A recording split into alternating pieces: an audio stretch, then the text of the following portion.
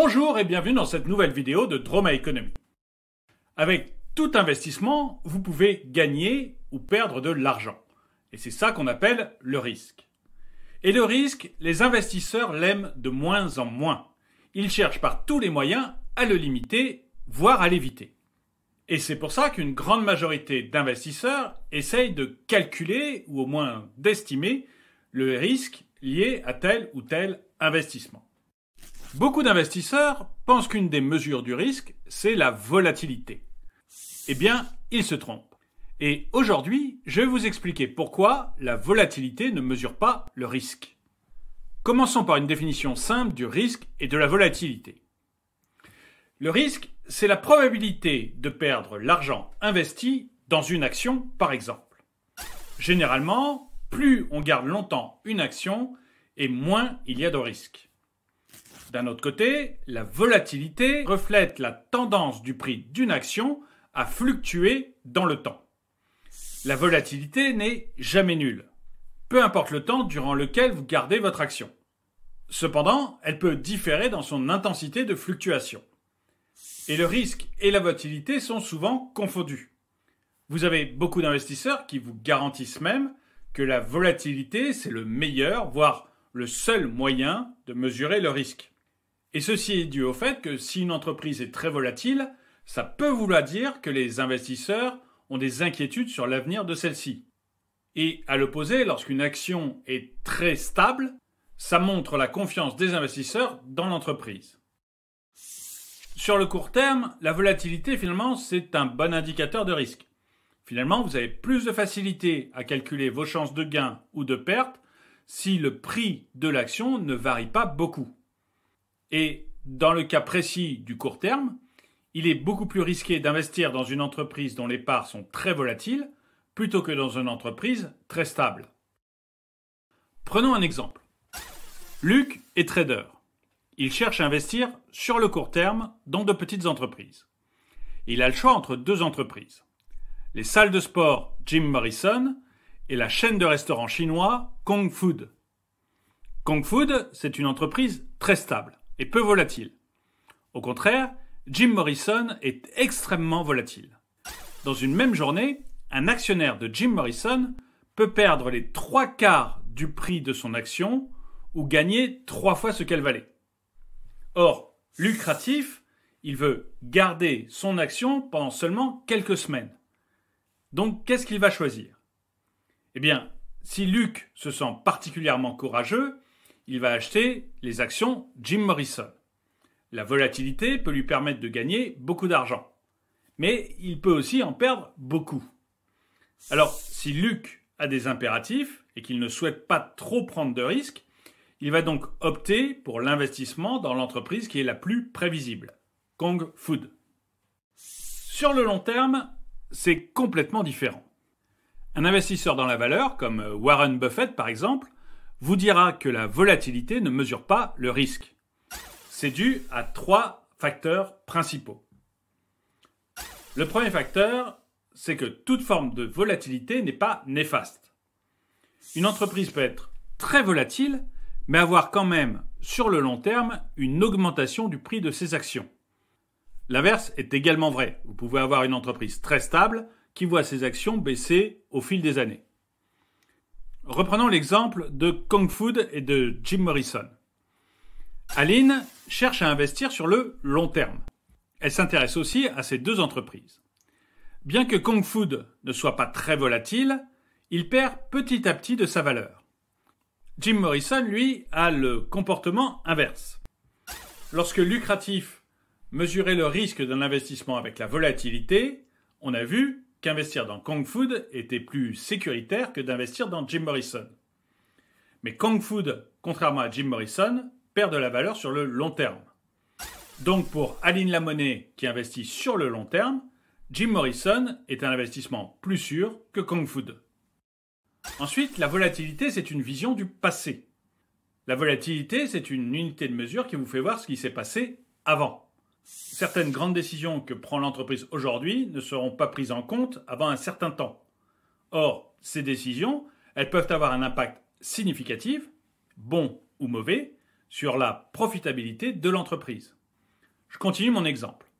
Les salles de sport Jim Morrison créent une nouvelle activité de boxe féminine sous la responsabilité de la championne du monde, Aisha Femal. Au niveau de la bourse, rien ne va marquer ce changement parce que la décision de Jim Morrison est soudaine et que le cours de bourse ne reflète pas encore cette nouvelle activité. Or, la boxe féminine peut être un succès ou un échec. Dans les deux cas, la volatilité des cours ne montrera rien avant un certain temps. Enfin, le troisième facteur qui fait que la volatilité ne mesure pas réellement le risque, c'est que le prix n'est pas la valeur. La volatilité se concentre uniquement sur le prix d'un bien en oubliant sa valeur. Or, la valeur n'équivaut pas toujours le prix. Ça peut être dû, par exemple, au fait que le bien ou le service vendu par l'entreprise n'est plus à la mode momentanément. Par exemple, si le secteur de la restauration n'est plus à la mode en bourse, Kong Food sera en difficulté. Le prix de ses actions chutera.